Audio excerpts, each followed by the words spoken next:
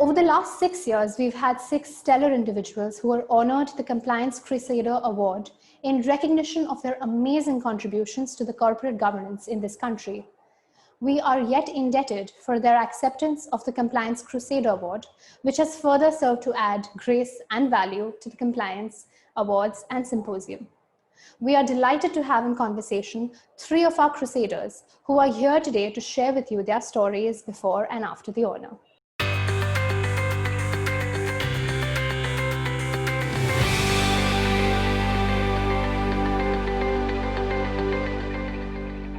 Thank you very much and very good morning to everybody. Good morning, good afternoon, good evening. I believe we have more than 2,000 in the audience today who have registered for this event, which is Compliance 1010, where we are trying to impress upon the Indian corporate sector that you got to score 10 on 10 on compliance. 9.99 is not acceptable. That's why we picked up 10th of October as the Compliance Day to be celebrated with giving awards. And all 3 of you have been our crusaders in past for Legacies. And it's a great privilege and pleasure for me to welcome you to this session today, where we probably would want to discuss in the current context, in the context of COVID-19 situation, where the economies are shrinking, where the businesses are shrinking. What is the role of governance, corporate governance? Predominantly, how do we look at risk hereafter? How do we look at what is the agenda for the board of directors in terms of various elements of corporate governance? And I think setting the tone at the top, I couldn't get better 3 persons in Indian context who can come together and set this tone for various companies, for various professionals who would want to drive the businesses in future. Sir, thank you very much. I'm going to request, and Anu, I'm going to start off with you, not because ladies first, because I know, you are so respected on various elements such as compassion, that we all look forward to you when it comes to various issues that are bogged down today in Indian corporate sector. Just kind of opening remarks, your views in the current context, and then we'll move ahead with other topics. Thank you very much. Thanks, Suhas, for inviting me. I think compassion is a very important quality with or without COVID. It shows, and it doesn't have to be restricted to your personal life and ruthlessness in the professional life. That compartmentalization, I don't believe in. Compassion means you care. Compassion means you will not be selfish and think only from your point of view, but in a corporate setting from all stakeholders, including the community in which you live. So during COVID, all of us had a great dilemma. Our companies were not doing well. Our CSR budgets had shrunk because of lack of profit. But still, do we go to the reserves and help the needy who desperately needed help, like the migrants? And I'm not on the Thermex board right now. I retired a few years ago, but I know the decision was, let's dip into our reserves from the CSR funds and reach out. So many, unfortunately, companies and individuals stopped their support, regular yearly support to the NGOs, saying, sorry, this time we have no money. But we decided that we have to support Akanksha and Teach for India, which we support, plus many, many other causes, including updating the equipment for the hospitals, many things. So compassion at all times is required, but at a time like COVID is a must. Thank you. Thanks a lot, Anu. Dr. Mashelkar, sir, I would want your opening remarks on the context of where we are today. Yes, I think, first of all, I must say I feel very privileged that Damodar sir and Anu I'm privileged to be in their company, and they know far more about boards and corporate governance, etc. I'm a sort of simple scientist, but having sat on several boards for several years, I have learned a few things. So from that perspective, I would say, first of all, COVID-19 is a huge discontinuity. There is a word before COVID, there is a word after COVID. There are two things. One is the rapidity of change, how fast things happen. In 100 days, close to 100 days, 100 million families moved from poverty to extreme poverty. In 100 days, 450 million people lost their jobs. In almost 100 days, 1.6 billion children went out of school. And we are talking about $10 trillion knockout, etc., etc. Lives and livelihoods both have been enormously affected. And the businesses have been affected, basically, hugely. I think we can see that. So there is going to be a new look. We can't do it the same way as we had done in the past, because this is an unprecedented situation. All right. So as we go along, we'll discuss what the board's new responsibility will be. But in my own judgment, the board's responsibility will be now higher than it was before. Whether it is oversight, whether it is visioning, whether it is getting more deeply involved, and so on and so forth. Whether it is supply chain issues, whether it is liquidity crisis, whether it is financial strains, whether it's a new way of working. I mean, in terms of remote working, I mean, within those 100 days, billions of people started working from home. And therefore, it's a completely different sort of picture. And I agree totally with Anu that, I mean, sympathy is one thing, but more powerful is empathy, but even more powerful is compassion. And compassion was always at the heart of the so-called corporate social responsibility, which didn't exist now. It has been there for all along, not when the government came in and made it sort of mandatory. Now we require even more of that than we have done before. So I think the basic issue is that there is a fundamental shift in the way sort of things have happened. And it's not an issue of just recovery to the past, but reinventing, reimagining our future.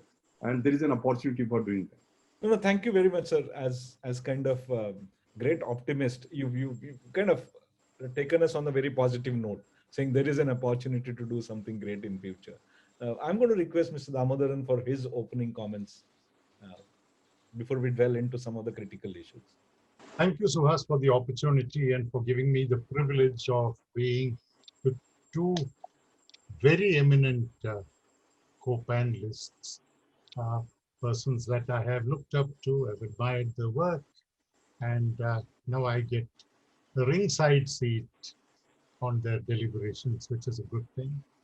Let me start by saying that COVID was a wake-up call for corporates, and I'm not getting straight away into what boards did or did not do or should have done, but it was a wake-up call in the sense that society as a stakeholder in the corporate world was never given the kind of importance that it ought to be given, that no business exists independent of society. And I'm not looking at society as a market, but society as an enabler helping you to do business, and therefore legitimately expecting that you will also provide for society what you can in terms of what society needs. I think that was a signal that COVID gave, not that we needed COVID to give us that signal, but to those who were not clear that society was a stakeholder, I think that came out loud and clear.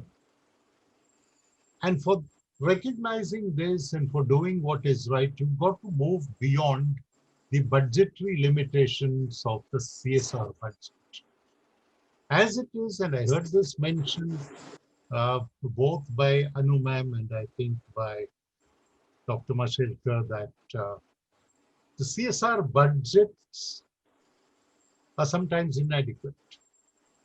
And I believe that we should actually follow the parliamentary principle where you have some amounts that are voted and some that are charged. And I think the CSR budget should be the equivalent of a charged item which remains no matter what profits you make or whether you make profits. Because otherwise the discontinuity in support to organizations that are doing good work will just disappear and the impact will be lost. The stakeholders who are benefiting from those exercises will also suffer.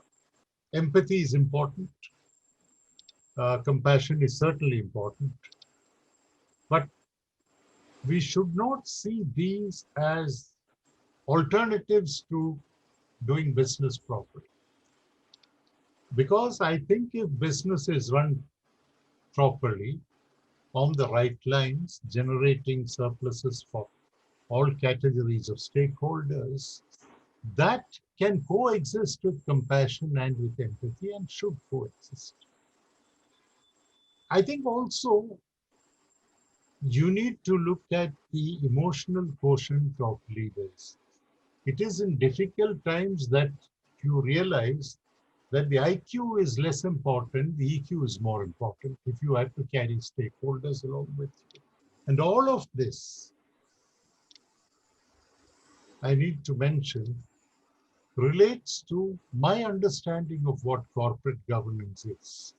Corporate governance is a very, very simple concept. Unfortunately, definitions worldwide, especially by multinational organizations, multilateral organizations, have complicated.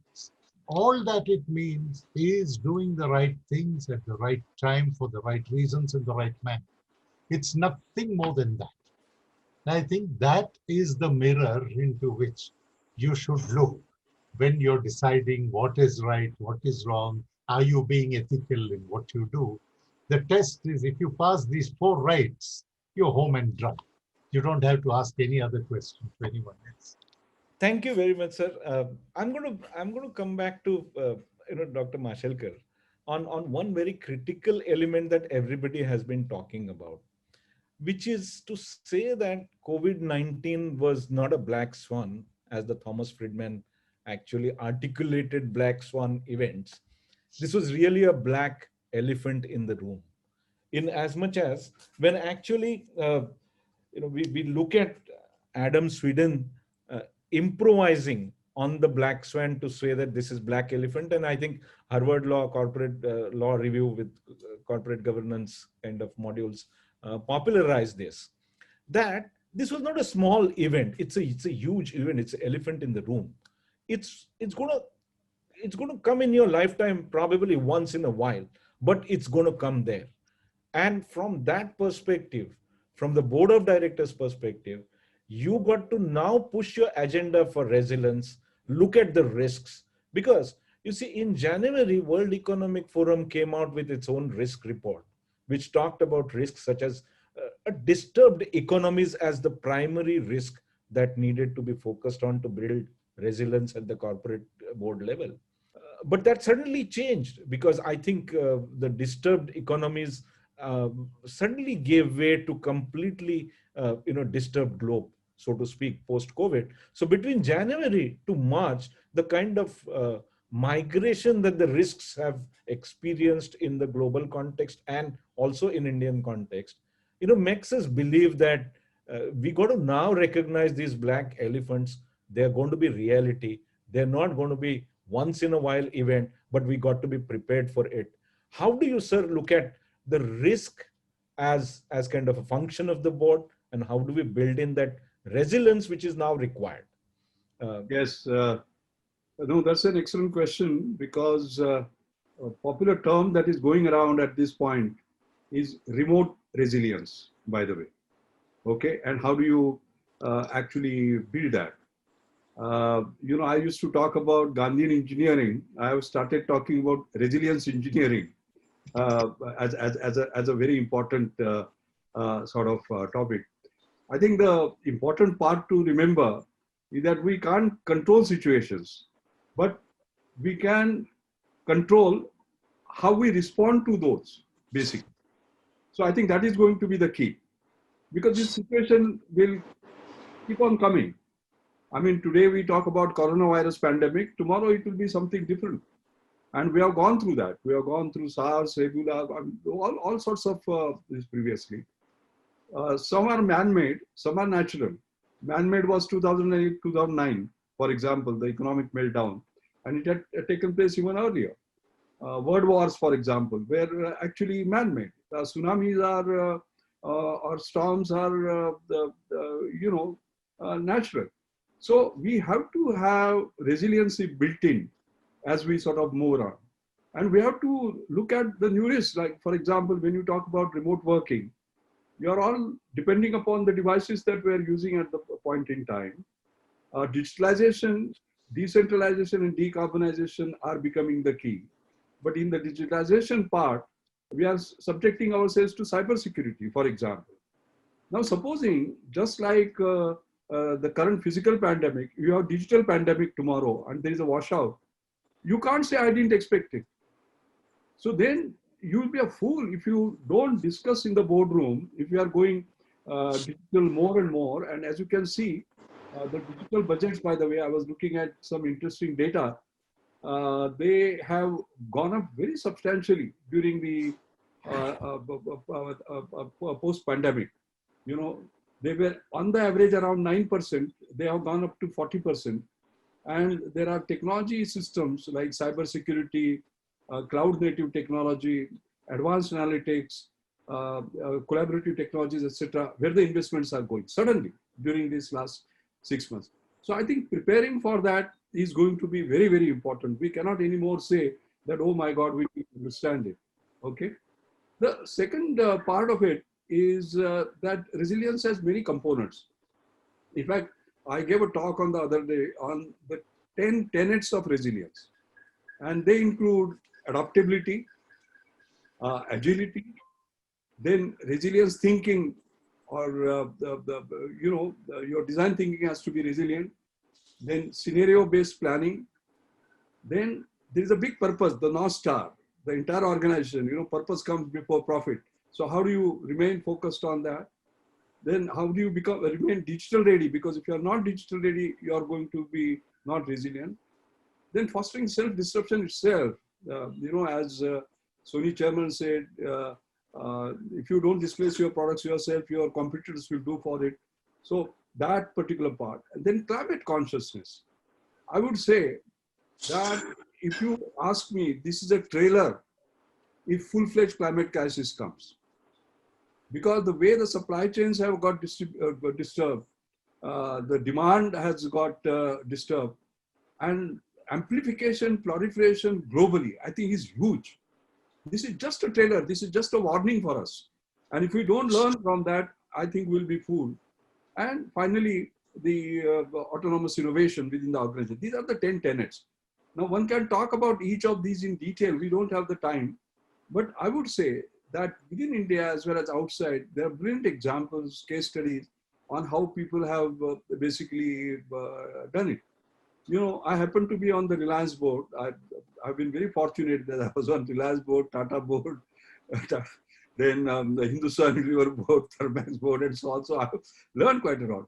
And one of the most resilient organizations that I've seen is Reliance, for example. Where does it start? It starts from resilient thinking. For example, when they decided to go for a refinery, the consultants came and as usual asked Dhirubhai Ambani for what specification of crude you will like the refinery to be refined. You know what he said? All sorts of crudes. I will like to refine dirt at one end and the high quality crude on the other end. So today they process 130 crudes. So no matter what happens, their margins are always constant because they're able to do spot buying and etc., etc., etc., etc. But that went into design. So how do we create systems which are designed like? Or when a crisis comes, and I have been the chairman of Reliance Innovation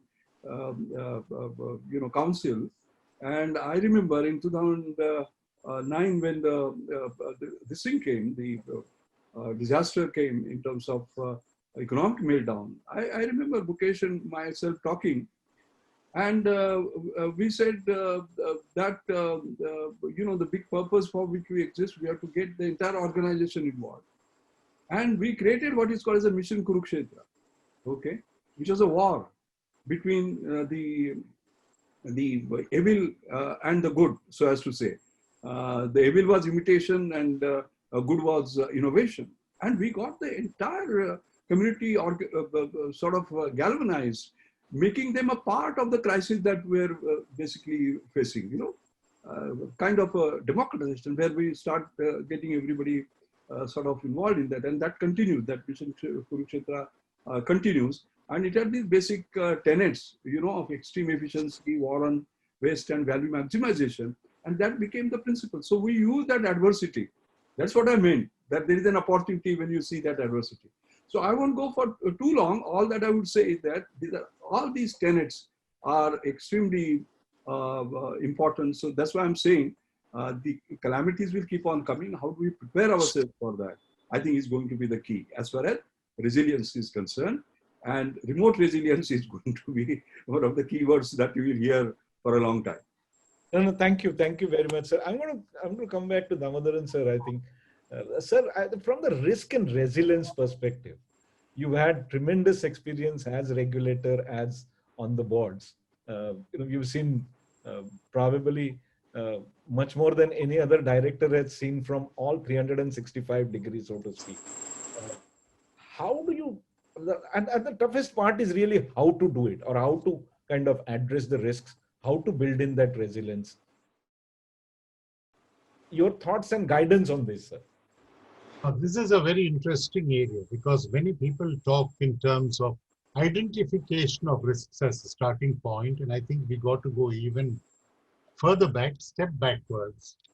And to be clear in our minds on what is it that we think about when we talk in terms of risk. What is risk? If we don't understand risk, some people equate risk with uncertainty, which clearly it is not. Some people equate risk with the unknown, it's not. There are risks of all kinds. There are risks that reside within the organization, outside the organization. It could exist anywhere. In fact, one of the persons who is a risk consultant based in London told me about 3 years ago that the biggest risks are in the HR department. They're not in technology, they're not anywhere else. You can fix those. But if you have a couple of bad guys in the HR department, what they can do unseen, because everything else you're watching out carefully for.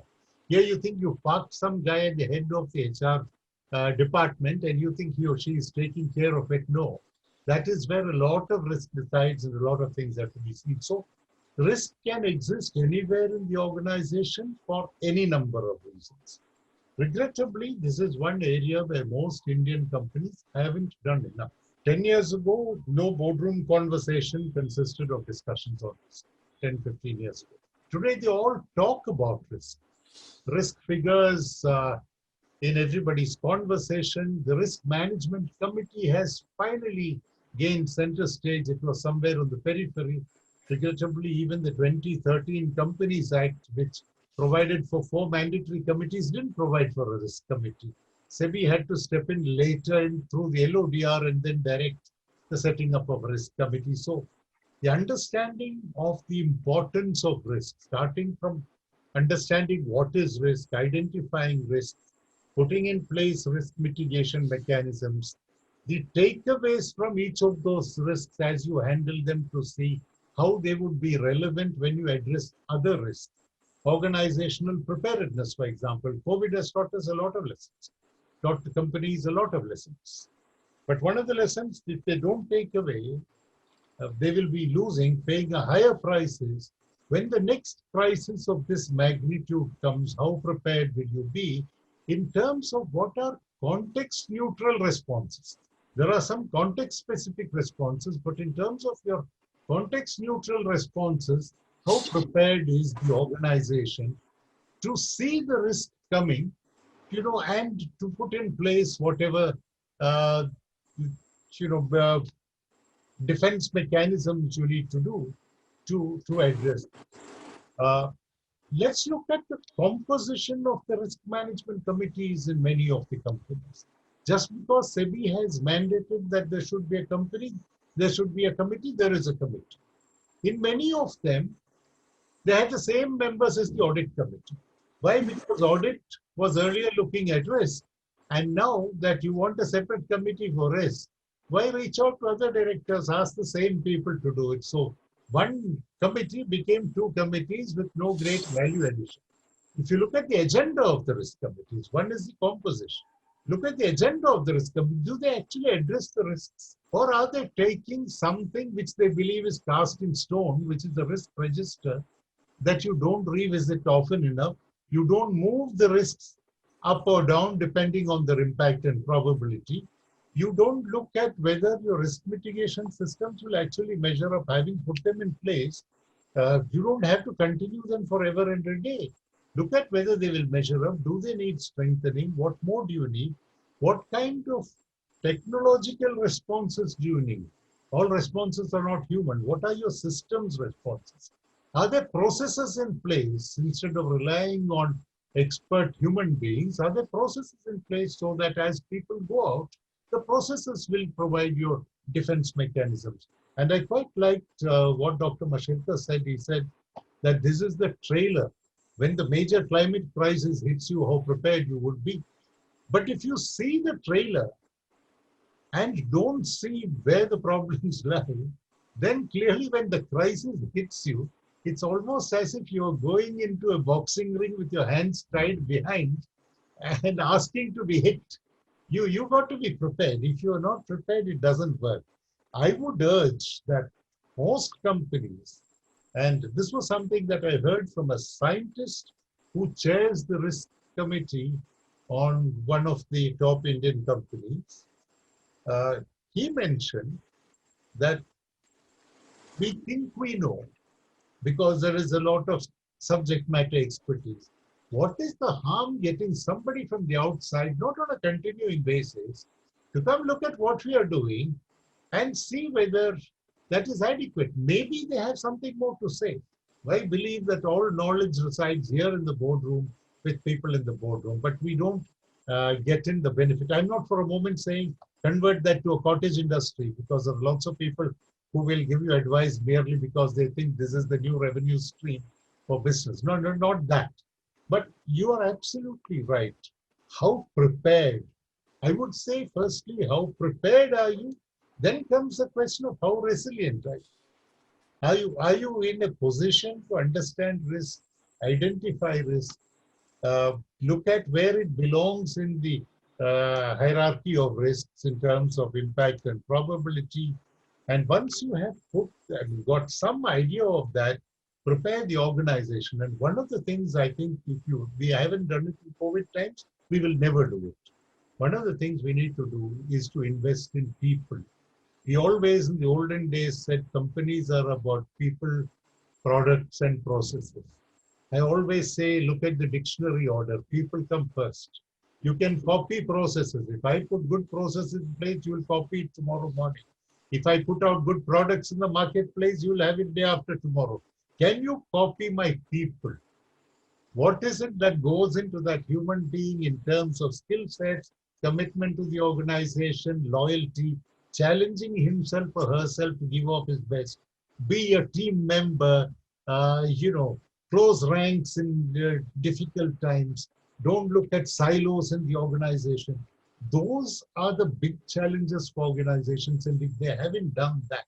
In fact, Ram Charan once said, and I think there's some merit in what he said HR departments are a problem. Because if you have an HR department, the CEO takes his eyes off the ball. The CEO should be the chief HR officer.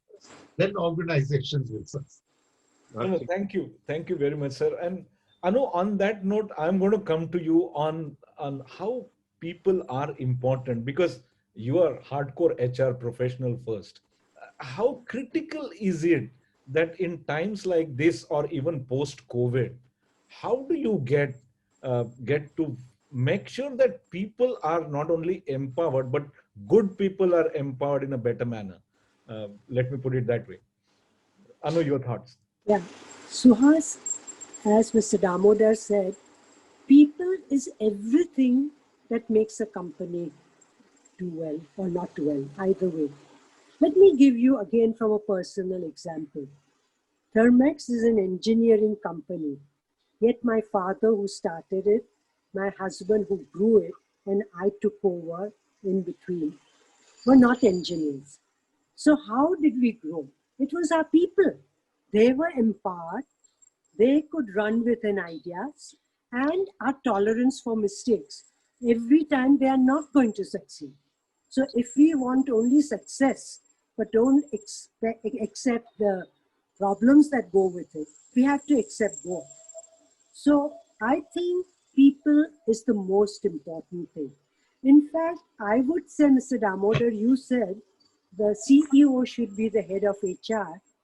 I think HR processes is what's important, not an HR department. For example, very often, if someone is sick, HR is supposed to go and visit that person. No, it's that division that should go. So processes which are accepted by the whole organization, which are healthy, wholesome, is what HR is, I think, and not a department called HR. So I couldn't emphasize the importance of people. Thank you very much, Anu. And I remember kind of two instances when I was in Thermex, where I think I know I made a mistake, and you actually called a meeting and called us everybody together and resolved that mistake and conflict. The second instance was more personal for me, and I'm going to share this for a minute. Is that when I actually first time visited your place for a dinner, I don't know if you may not remember this, but I broke the glass that I was holding, the glass with water in it, and I broke it. You immediately came forward and said, "Don't worry, don't get scared." I was too junior at that point in time. I was too scared, because whenever we broken something when I was a kid, some elder would kind of haul me up. You came forward and you said, "Suhas, don't worry. It's a good luck when something of this kind happens, and we will clean it up. Not to worry about it." I mean, my lesson on compassion in the corporate sector was there, Anu. Thank you very much. Suhas, this is a very small, bad example. If that's how Thermex shows compassion, God help Thermex. No, no, no. I'm Damn it, not. it's a glass will break, if not by you, by someone else. No, no, no. That's no, no. I hope we are more than tolerant towards breaking of a glass. Yeah, yeah. Of course, of course. I think that's for sure. But very kind of you. Thank you. No, no. Thank you But I very much. think when you talk of conflict resolution, the ability to do it where we learn a lesson without making someone feel small or punish people. I think that's an important thing in HR also. Conflict, HR process. I'm not talking of HR department. Conflict resolution is very, very important. Yeah, thank you. Thank you very much, Anu. Dr. Mashalkar sir, I'm going to come back to you on one aspect, which is really, when we're talking about, emerging risks today from the technology and technology adoption. If I were to put it that way, we are abruptly adopting these technologies today. And I'm just taking this aspect as one example, although I mean it may be applicable to almost every risk, including the climate risk, or let's say economic structural risk that exists, or the societal anxiety that World Economic Forum talks about. But taking just one element of this risk, which is really the adoption of newer technologies, such as, let's say, we've discussing this issue on Zoom, and we've adopted kind of this technology in the digital space today. But that adoption is so abrupt. We've not really thought through. Like, for example, what you said earlier is how many cyber attacks are happening by the minute. Is some statistics that can be thrown, and it keeps on varying every day, every minute, so to speak. The amount of data that is there in the digital space today is phenomenal. So we have adopted it, and this abrupt adoption is not only leading to risk, but is also kind of leading to catastrophe, if I were to put it that way. And how do you deal, and how do you set the agenda at board level on issues such as this? Yeah, that's an excellent question, by the way. As I said, it is the rapidity. of change that has been. You see, for example, working from home is not something new. 25 years ago, our IT grew because outsourcing started, if you remember, and we benefited at that point in time, around 2000, for example. Because of this, this is where we grew IT related services and so on and so forth. So this is not new. What has now happened is that suddenly people, in 100 days, as I said, billions of people were thrown into work from home. It has its own challenge. Let me tell you something, because this would be close to both Damodaran Saab's heart as well as Anu Aga's heart, for sure. See, we are talking about 1.6 billion children being thrown into working, I mean, the school, the home becoming the school, all right? And therefore, we are talking about online learning. Now, but the statistic shows that close to 30 to 35% of these 1.6 billion children do not have digital access, all right? They don't have devices, they don't have smartphones, they don't have iPads, they don't have tablets, they don't have connectivity, all right? Now, what are the consequences of this? You heard the news on the other day, this Kuldeep Kumar from Himachal Pradesh selling his only cow. So for 6,000 rupees to get a smartphone for his two kids because they were being deprived. Day before yesterday, I learned a girl in Satara, 15-year-old, committed a suicide. And it's not just Satara in Maharashtra, it is Kerala, it is Madhya Pradesh, it is Rajasthan. In fact, I had put up a slide on my Gandhian engineering lecture, by the way, that I gave on Gandhi Jayanti. What is going to happen is that digital donation is going to be the key now, for example. So when we have the CSR funds, corporate social responsibility, please have a look at this crisis at the moment, okay? And start diverting your funds or changing your funds. Don't keep on doing the thing that you kept on doing in the past. This is a higher need, as a matter of fact. In fact, it is amazing. You know, Garje Marathi, I did some inauguration of that. And they have just put out something. I just said this for 77 seconds. And they have created a system where they are going to supply 25,000 sort of laptops on a sort of a continuous basis. Their heart was touched when they heard about that. So, because I just told them about this incident and I said, come on, every other day you must be changing your smartphone or bringing, etc., etc. Why don't you? So this digital donation movement and all corporate contributing to it, because if the 1/3 of the children do not have that, then what are we basically talking about? So this suddenness, as you say, see, it has had its benefit. For example, if you look at telemedicine, it was moving gradually. But as somebody in UK said, what we would have done in 10 years' time, we did it in 10 weeks. You get my point. There is acceleration and there is a benefit. And now you start looking at the benefit from a perspective of a country like India, which has the ratio of doctors to patients is so low, as a matter of fact. So if you get connectivity, basically right down to the villages, you can see what difference it can make. So I think we should look at not only the damage that has been done and what will be the risk, but the advantages that we'll have. See, things have moved very rapidly, like e-commerce, for example, in the US, what they would have done in 10 years, they say we did it in less than 100 days. So there is a big appreciation, and home has occupied a different place now. It is your office, it is your school, it is your this, etc. But that is where the other aspects also keep on coming. For example, working from home is fine, but what happens then? There are people who have been confined to home because of this, and there is a mental health issue, and nobody is talking about it. We are looking at physical health. Oh, virus lag gaya, ye ho gaya, ho gaya. Arey, but what is happening here? You know, so there are issues of those sort of challenges which we have to look at very seriously. Anu, I was talking to our common friend Ravi Pandit, because we are both involved. I was a board member of KPIT, and I continue to be their chairman of the Innovation Council. And Anu knows Ravi, he's on her board. Now, all these people, and they're in software services, KPIT technology, okay? And they're working from home now, basically, 90-95%. And Ravi told me that even after this COVID is over, close to 50% of them will work from home. In fact, some people have gone beyond. In fact, Google Sundar Pichai has said in July that until next July, everybody will work from home. But that's a new dynamics now, if you do that. So I asked Ravi, Are Baba, but what happens to the social contact? Because after all, a human being is a human being, you know. And then he said, no, we'll do it like 5 days will be 3+2. You get my point? So that people will have a chance to that.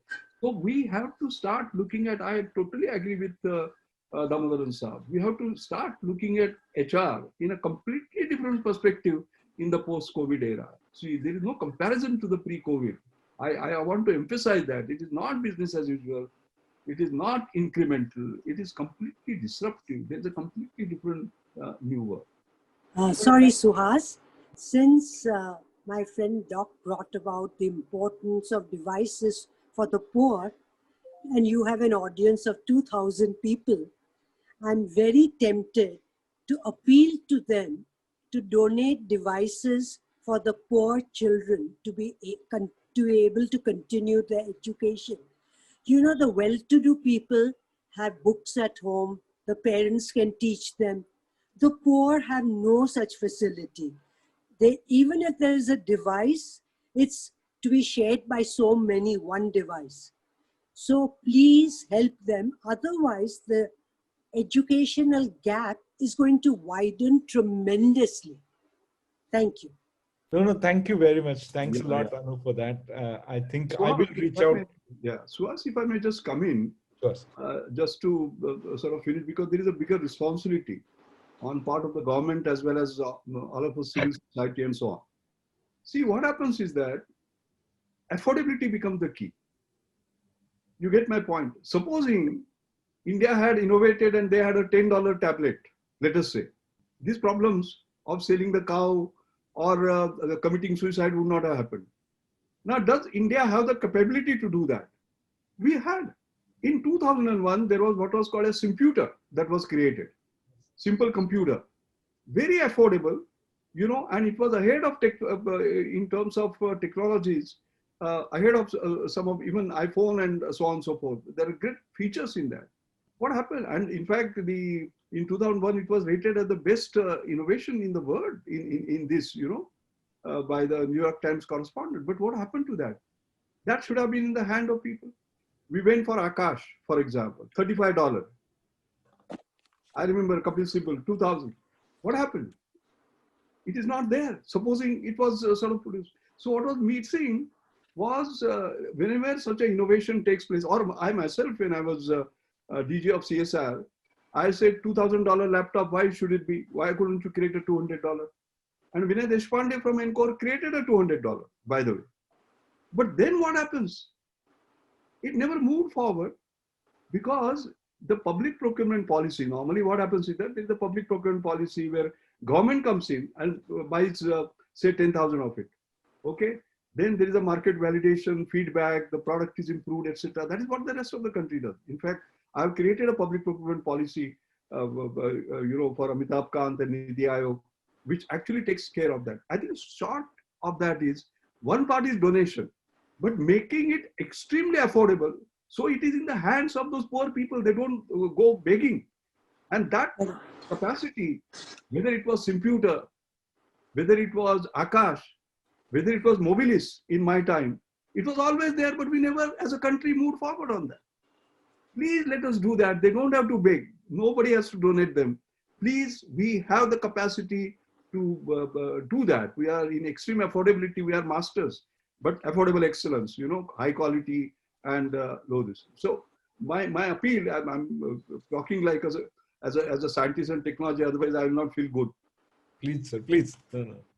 I think I take your point, and I think we will, and that's where I'm going to request Mr. Damodaran now to kind of look at, sir, it does make a business sense, even for somebody to come out with innovative products which are affordable and actually earn profits out of it, so to speak. The profit and purpose, as kind of broadly put, is not at divergence, so to speak. And I think this period has actually opened up a very different avenue, or a very different kind of a theory which has come forward now, is that while we still had stock exchanges which were kind of trading in the securities, the, the valuations of the companies did not depend purely based on the profit objective. And I think we can probably look at empirical data and do the study, but I think it's almost proven now that, you know, other than economy, E out of ESG, S and G, the governance and social aspects, as also the sustainability or responsible business are some of the criteria which small investors, either through mutual fund or otherwise, have actually looked at in a far better manner than what we otherwise thought was only companies being driven through profit as a purpose. You see, sir, therefore, from that perspective, when we talk about adopting technologies, when we talk about building resilience, it also makes a business sense today to kind of innovate, look at how do you, not only what profit you earn, but how do you earn it, also becoming more and more kind of important from investor perspective, from business valuation perspective. Uh, Sir, is this true? I think this is not uh, uh, my imagination, so to say. Is it true? And if it is there, then how do you make sure that the boards today, move this agenda to a very different level? That's, I believe, the central question for boards today, tomorrow, and the day after. But before I get to that, if I may, with your permission, touch on something that Dr. Mashilka mentioned, mental health. Since you have a large audience that is actually part of this program, and many of them head companies, let me appeal to them that when you ask many companies, what are you doing for the mental health of persons who've been working from home for months? And it's tending to impact on their mental health. They say we have arranged for counseling, and all of that is true. But there's a attendant problem which is somewhere overlooked, not by all companies, but we haven't done enough, which is the mental health of family members affected as a result of persons working from home. You see, in small apartments, by somebody carving out a space for him or her to work from home, you have cut into the space of the elderly gentleman or lady who was there sitting at home all the time, and that's the only space they had. You've A, cut into that space, B, you have also told them, look, you shouldn't speak in a loud voice. Maybe the hearing is defective by that age. You tend to speak a little louder so that you can be heard.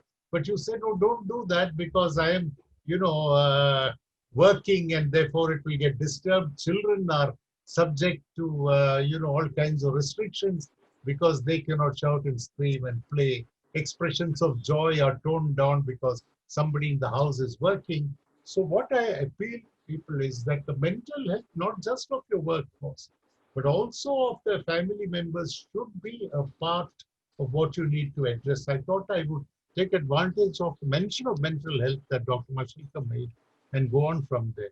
Coming to your question of profit and purpose and what boards should do, I think it all starts with our understanding of profit.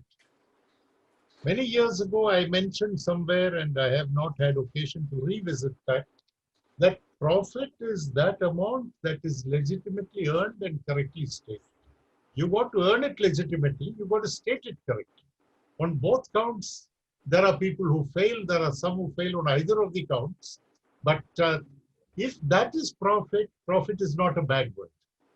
At the end of the day, if companies don't make profit, and let's understand, companies should exist for the long term. Individuals will come and go. That doesn't matter.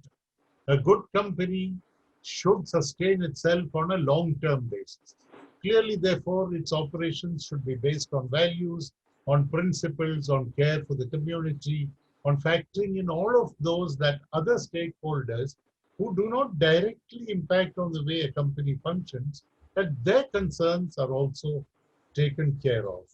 Now, you mentioned valuations. The good news is that today there are more investors whether these are big ticket individual investors or are institutional investors who are looking at the ESG track record, or at least to begin with, the ESG pronouncements of the companies. What is it that you're going to do in space?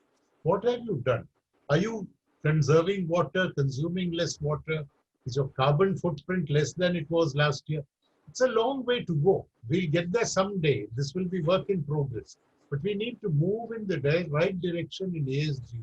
And there are not just the specialized ESG funds, but even others who are saying that, okay, you are showing good numbers, your business is growing, we note all of that, but what is your ESG track record or your commitment?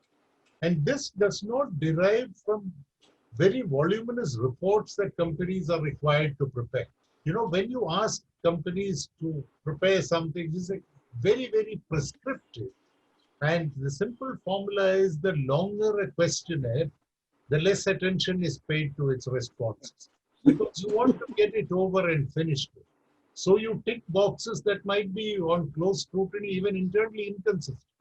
You might say something in one question, by the time you're in question number 35, you've contradicted yourself, but nobody reads that anyway. That the report goes there, it is just kept somewhere. One more box is ticked, yes, they filed the report. But let us have something that is meaningful, that is purposeful, that's pragmatic, that is value adding. If we don't have that and just write out long prescriptions because somebody has the time and the energy to write out that, I don't think that is the way to go. But ESG is important. Valuations are beginning to be impacted by the not just the stated concern that companies have for society, but what is it translating to in terms of your programs and how are they playing out? What are the changes as compared to the last year and the year before last? I think the agenda of companies, and you mentioned it briefly, the agenda of boards has to be revisited to see that these do not remain conversations outside the board. You know, a lot of statements get made outside the boardroom. They never captured, they never minuted, they're not acted upon. These are good statements to make during tea and coffee breaks, but I think they should find the way to the agenda.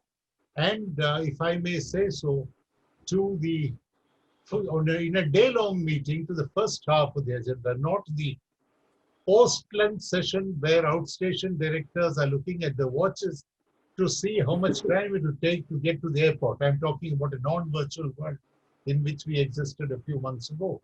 So you want it not just in the agenda and, you know, an end of the day box ticking item, but something that is meaningfully discussed within and outside of boardrooms. Not casual conversations, meaningful conversations, which are intended to achieve something.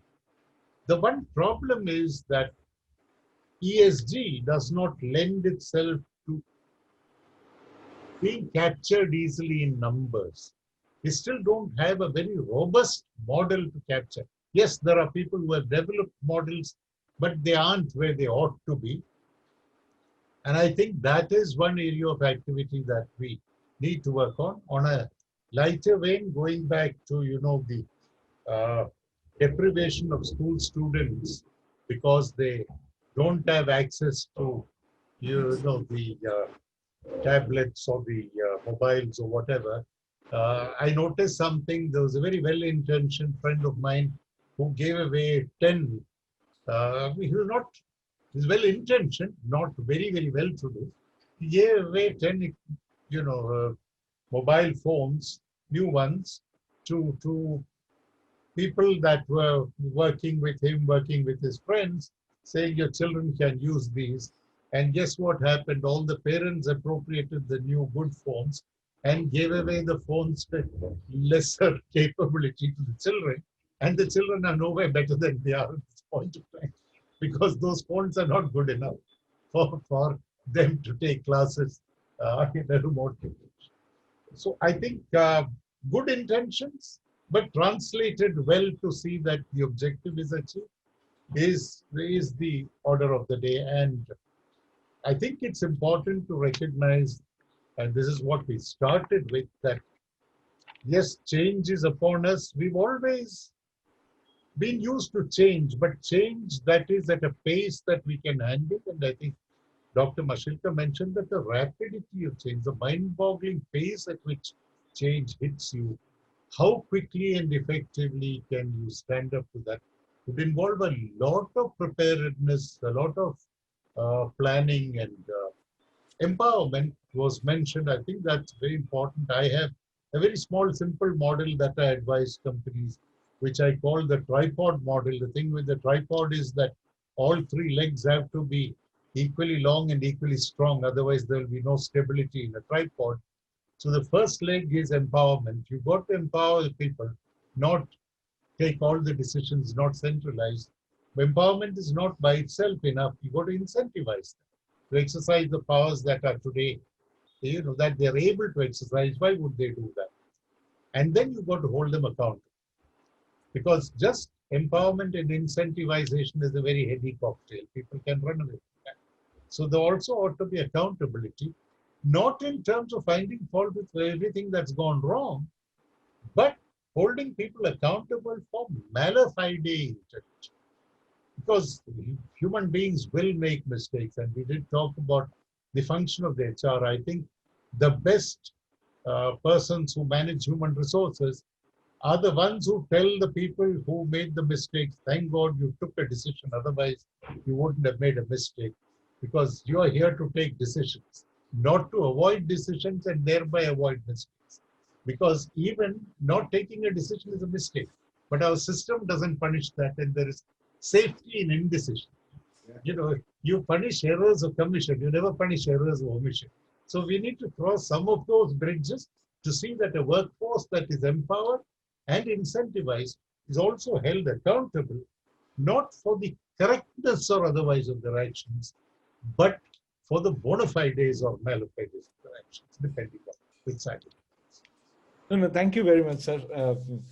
On a very short note, I'm going to come to you on a very an aspect that Mr. Damodaran touched upon, which is coming back to people and saying that we should have now sustainability, ESG, responsible business, corporate social responsibility as an item of board agenda. We should also, I'm of the view that we should put that not only as agenda, but we should track it as ATR. We should actually measure its impact, etc.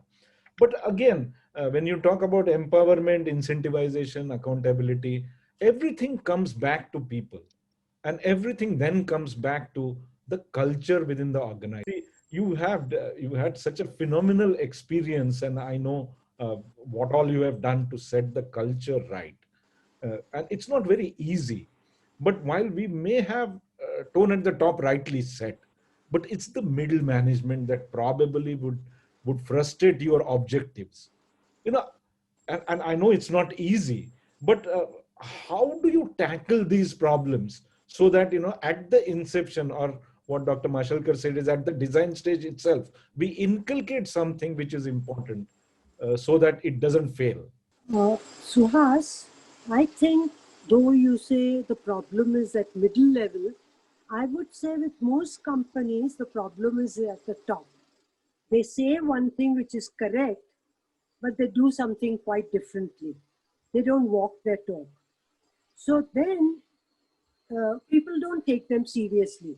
In fact, all this about corporate governance, you may be able to tick mark every bit and yet have very, very poor governance. So I don't think governance is a tick mark thing. I don't think what Mr. Damodar said, empowerment, then incentivize and accountability is all theory. It's how you practice it. How do you deal with mistakes? I know Tata's, one of the companies, celebrates all the mistakes and gives awards. Now, that kind of a culture, we don't have that, but that kind of a culture empowers people, definitely empowers people. So I think the problem is at the top. And if the top really gives consistently the right message, and even if the best performers don't follow some of the rules, are asked to leave. We often are very harsh on people who are not performing very well. Use this almost as an excuse to get rid of them. But when a great performer goes wrong in governance, we make allowance for it. That is wrong. To me, that is very wrong. So that's my... First, may I comment very briefly? May I comment very briefly? I think the problem really is that we use governance and compliance as synonyms. Compliance is playing black pieces. The regulator or the lawmaker has played the white pieces. We are responding. It's a non-negotiable requirement. You are expected to comply. Governance is playing white pieces. It is what you do because you believe that is right. And therefore, at least in my book, compliance is only a threshold condition for governance. If I am not fully complied, I don't even get started on the governance.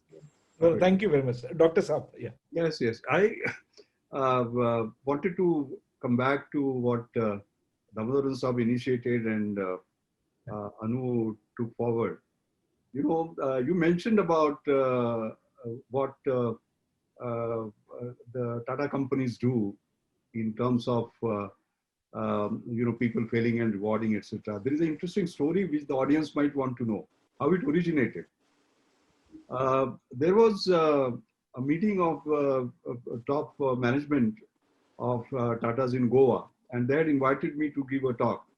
The title of my talk was Innovation as a Way of Life.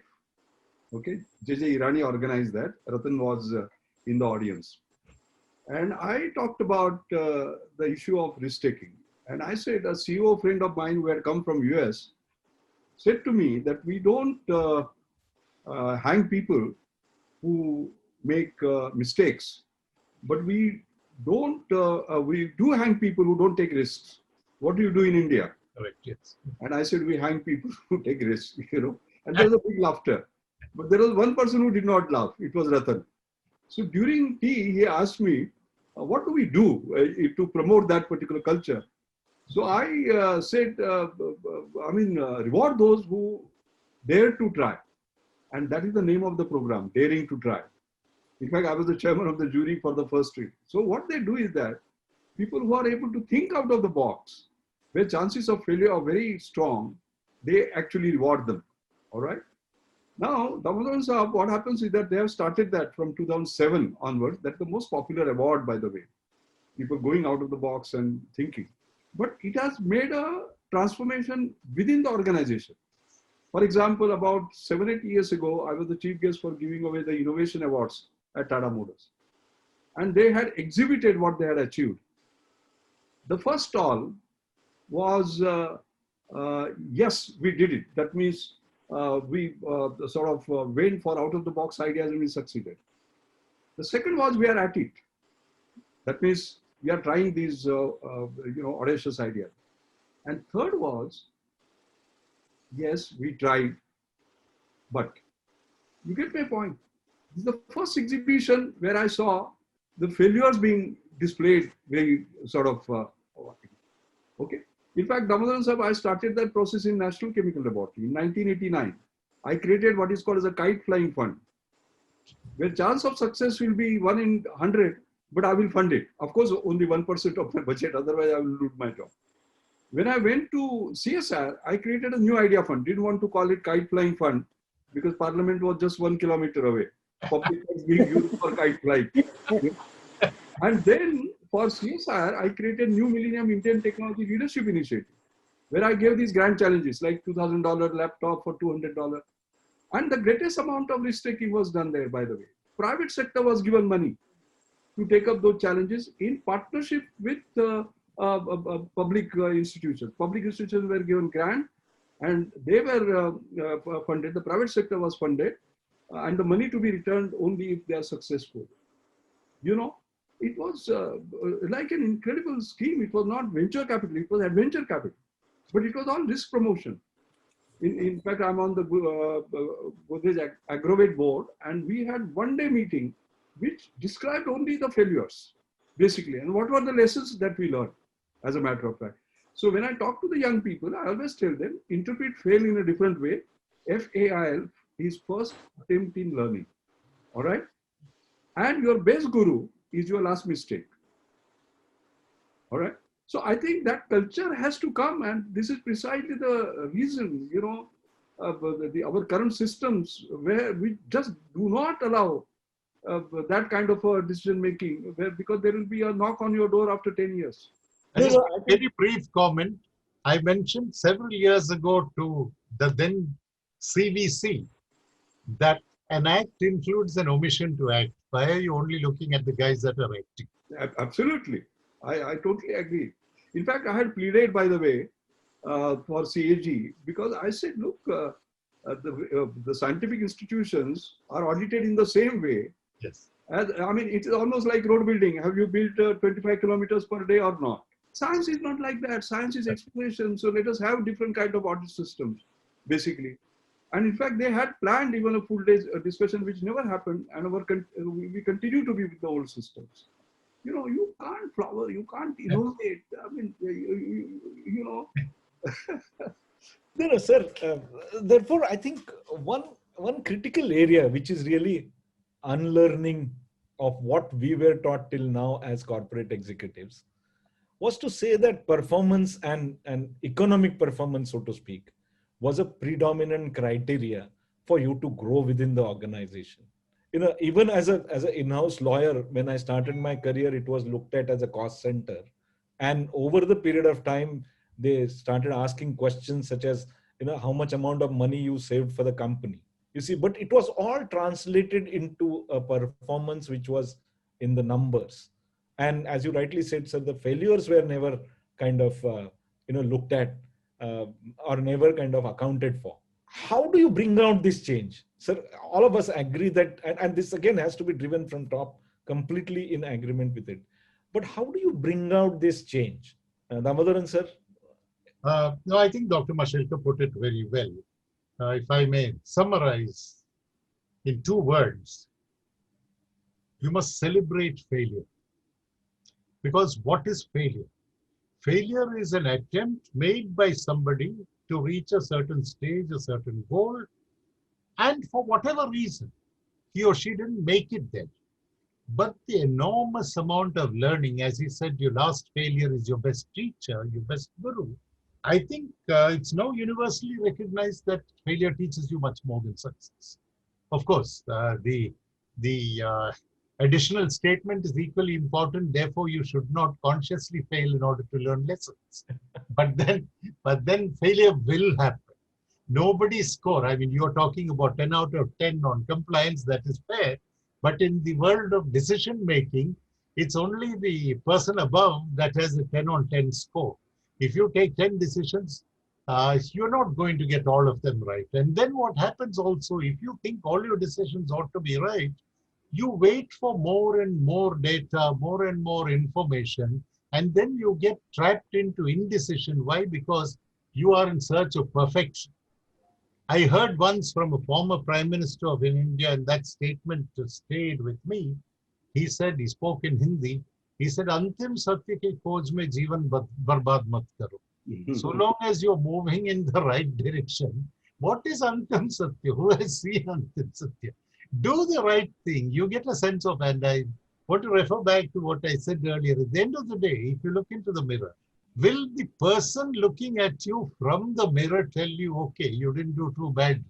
You didn't make a mistake. You didn't step out of line. You didn't take a shortcut that benefited you at the expense of somebody else. If we can pass that test, we will pass most tests. So I think when you talk in terms of, and you referred to, yes, the top is all right, what about middle? And I agree entirely with Anu ma'am. If the top is all right, the middle will fall in line sooner rather than later. The top must have the belief, the faith, it must be transparent. You must wear that on your sleeve so that that becomes a part of organizational DNA and culture. Be intolerant of people that take liberties with rules and processes. At the end of the day, that is important. And yet, at the same time, recognize that human beings will make mistakes. That if human beings don't make mistakes, they are not humans. They are programmed robots. And even then robots fail, then you will have a problem after that. But Also, the human being comes to work not just with a pair of hands. There is a head, there is a heart, there is a stomach. So have a policy, a set of policies that addresses that particular resource. We've moved far from, the four factors of production and treating labor as a factor of production. It's not a factor of production. Labor is the bunch of human beings who come in there to contribute and should hopefully, when they go out late in the evening from the workplaces, be proud of what they've done and must be waiting for the night to get over so that they can get back to the workplace tomorrow and do more. Can you create that culture? Is that leadership? I define leadership very simply. It's a unidimensional definition of leadership. It is creating the enabling environment in which all your team members perform to the best of their potential. You don't have to do anything great. You don't have to be the best expert on earth. If you are, that is a plus. That's a bonus. But if you are not, and you have people working with you, can you create that environment in which they feel safe, secure, motivated to do as much as they are capable of doing? Bridge the gap between their performance and their potential. You got to enable that. If you do that, I think you've demonstrated that you're fit to head an organization. Thank you very much, sir. Very beautiful definition. Very wonderful. I Very loved it. I absolutely love the way you're defined. One could not do sort of better. The only thing that I will add is that, like your own tripod that you just now mentioned, I have a few tripods that I emphasize. I thought I'll just mention them because one of them covers what you said. One tripod is what we require now is a speed, scale, and sustainability. These three. First class. The other one is this purpose, perseverance, and passion. Yes, There has to be the big purpose. that's true. Perseverance. Yes. Winners are never quitters. Quitters are never winners. And that has to be done with passion. So these are three P's. But the last one, which reflects on exactly what you said, talent, technology, and trust. We have all the talent in the world. Yes. We have the technology. The issue is that of the trust. Yes. Because all these examples that I gave, for example, that of Simputer, that of Akash, Yes. that of Mobilis, they would have been devices in the hands of the poor people if we had a trust, and invested in them, basically, by creating the enabling environment that you talk about, the ecosystem that we always talk about, the supporting ecosystem, and that's it. And then it can happen. Beautifully put, Damodaran sir. No, thank you, sir. And one thing I wanted to mention, since you mentioned passion, I always tell people that are younger than me who are hard at work, I tell them decide objectively, implement passionately. Yeah. There is a room for passion. If passion gets into decision making, you have a problem. So implement passionately once a decision is gotten. Thanks a lot on that discourse, sir. Because while we are still talking about the sustainability of the business, and I think post-COVID, most of the businesses would struggle to survive. You see, in the struggle to survive, we're talking about sustainability, and we know what businesses are going to survive. Therefore, basically the trust, empathy, compassion is again going to be looked at by almost everybody, not only from the point of view of survival, but sustainability. And it is from that perspective, I would again want to do one more round for closing remarks on saying, while we all are in agreement, the actual implementation of it, in terms of how do you drive the boards, again and again, I'm asking this question on how part of it, because that's where I think the implementation gets faltered. As you rightly said, the ideas are very passionate. I think people are passionate about it, but it's implementation where I think trust gets lost down the line because the economic considerations comes to the forefront. And that probably is an excuse in few of the cases. But at the same time, these are going to be tough times. They're going to be tougher times, as we all agree. And how do we behave? How do we set this culture? How do we bring sustainability is all a question about, yes, at one level, walk the talk. But at the other level, we need some, practical things to do, if I were to put it that way. Anu, would you want to kind of look No, at I'm not. things? The practical things will come from the two men, maybe. But I'm going to use Mr. Damodar's definition to say, to get the best out of our independent directors, we need to create an enabling environment in the board where they can speak truthfully, criticize, and not be afraid of disturbing the owner or the CEO or whoever. You know, I think unfortunately we talk about all this, but independent directors are supposed to, are in reality, toe the line and say yes to everything the top people want. That's not the best way to have a board. Damodaran sir, I think I, independent directors. just two comments. I was yesterday at a program, which, and I mentioned this, that when investors look at companies, they look at who manages companies, among other things, in addition to the numbers. And I look forward to a day and an age when investors will look at who are the independent directors on the board, and then take their investment decisions, because I am seeing movement in the right direction, people asking questions, not being fobbed off. But that's a very long journey, and we are somewhere in the initial stages of that journey. But on the question of, you use the expression walk the talk. Earlier in the conversation, Anu ma'am also used it. I think what we need to do to respond to your question on how do you get people to implement all of these great ideas? One of the thoughts that strikes me is you just turn this the other way around. I want people to talk the walk. Those that have been there, done that, succeeded, whose efforts are there, become the agents of change, to use your language, the crusaders, the messiahs, the evangelists. Get out there and convince a larger audience that there is value in doing these things, and that board leadership should devote time and effort to this. That's a message that those that have succeeded in this must talk about more often. The problem is, and I will say this and close, the problem is that in all conferences, and I've said this in my meetings where you've been at some of them also, we get a lot of well-intentioned people who come and attend those. I say, but what we are discussing here in this hall is meant for people who will not make the effort to come here. They are the ones that need to know. Preaching to the converted is much the easier option. You don't even need to do it. But let people who have distinguished themselves make themselves change agents, reach out to larger audience, demonstrate that there is a value in doing good, that doing good translates to better numbers also. All stakeholders get rewarded if you do good. That causality has been established over time. It is not a sufficient condition if you are well governed to be successful, but it's certainly a necessary condition. Absent that, you won't get anywhere.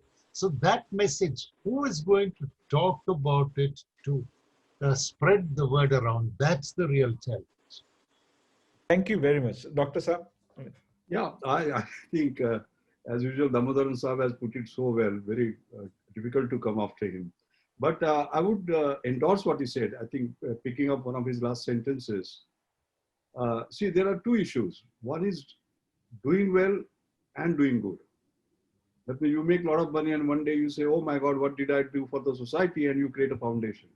Right? Gates made a lot of money and created Bill and Melinda Gates Foundation, but it is doing a great job, by the way. Today, Serum Institute is doing vaccines, but the kind of support that he has given is responsible, but it is doing well and doing good. The second part is doing well by doing good.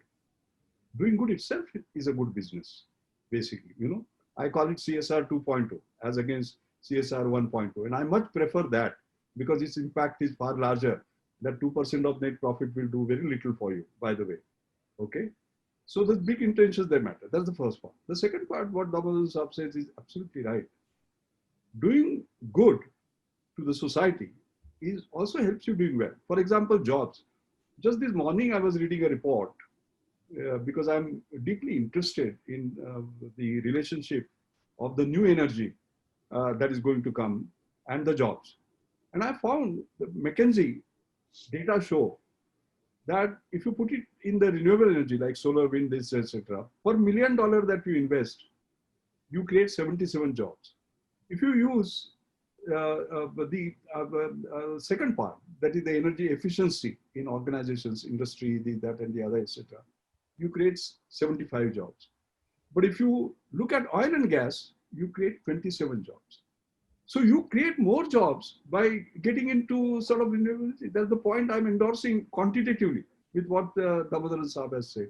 So I think that is the, and third, among the lessons that we should learn post-COVID, if you ask me, I said at the beginning that board needs to have more oversight than the quarterlies, basically, where you get the agenda papers 24 hours before this thing, you know.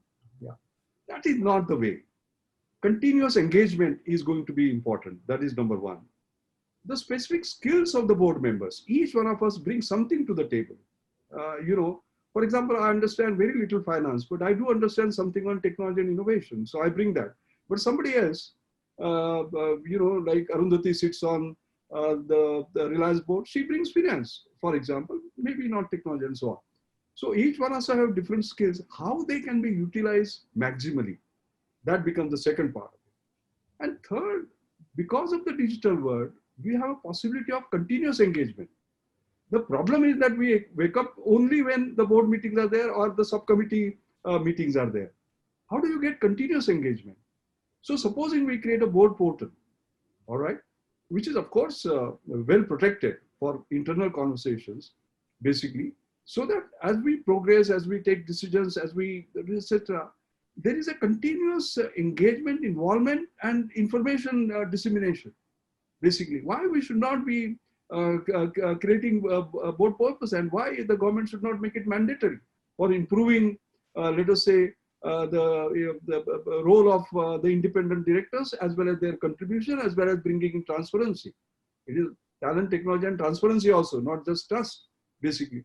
So what I'm saying is that this COVID is giving us an opportunity now, basically, you know, to redesign, rethink, reinvent sort of ourselves.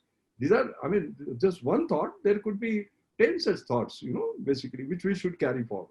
I completely agree with you, sir. And I think, yeah, we're running out of time, and I'm conscious. I mean, there is some reminder also that I've got, is that I need to wrap it up. So, just if you were to put one atom on the agenda, what is that one atom? Damodaran, sir? Trust. I believe the way to go about life and work is trust but verify. Okay. Anu? I think I would say compassion. Okay. Dr. Mashalkar, sir? Trust. And I would say India's problem is not budget deficit, it is trust deficit. Trust deficit is our problem, not budget deficit. You know, trust between government and industry, between industry and society, between society and government. I think that has become sort of the big issue. Building trust, I think, is the most important part. I totally agree. Thank you very much. Thanks to all three of you. I think it's been a great learning for me. I'm sure it's learning for audience as well. Just to let you know, we've had 1,000 plus nominations for compliance awards this year, which is like a record in itself. That means there are 1,000 corporate executives, like what Mr. Damodaran said a couple of years ago. They look themselves into mirror and say, I have done something right. I think we're making that shift. We're trying to do our best in making that impact. But we need your guidance, support all the time. And I'm going to come back to you again and again. Thank you very much for this panel discussion. Thanks a lot, Anu. Thanks a lot, Damodaran sir. Thanks a lot. Thank you. Thank you very much. Thank you very much. Thank you. Suhas, for the privilege. Privilege, and I learned so much. Thank you both. Yes, thank you both. So, Three of you. Suhas, for your questions, thought-provoking. Thank I you. tried to do my best. Thank you. Thank you. Thank you.